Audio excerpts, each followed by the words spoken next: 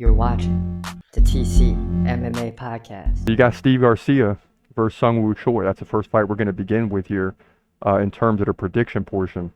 So let's go ahead and get into this big-time fight right now.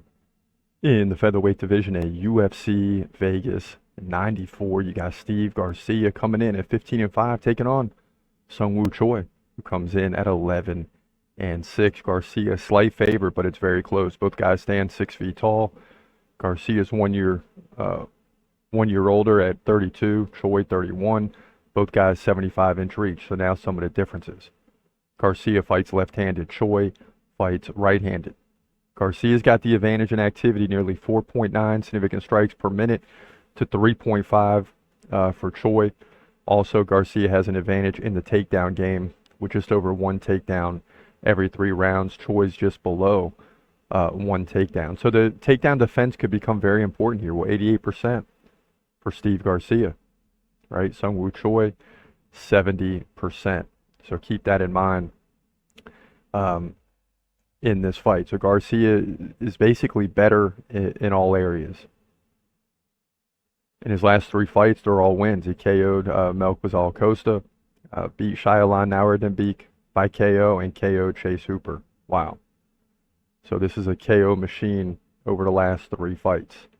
Now, Choi beat Jarno Aarons by decision, but lost to Michael Trezano by KO, split decision to Josh Kulabayo, and submitted by Alex Caceres, who was on a roll at that time, right?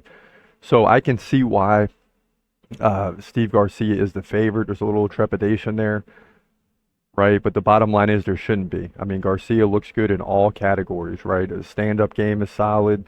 The takedown game is solid. He's got good takedown defense, right? But he's a slight favorite because there's still a lot of unknown. But I tell you what, if Garcia can pull this out, which I think he will, he'll be on a 4-fight win streak. And especially if he gets to KO and it's 4 KOs in a row, that would be ridiculous. But at the end of the day, even if it's not a KO and it goes to a decision, Steve Garcia is going to win this thing. Choi has lost in every which way over the last 3 losses. So look for Garcia to win this fight, in my opinion. Couldn't tell you how, because he's going to probably dominate in all areas to move to 16-5 featherweight division, UFC Vegas 94.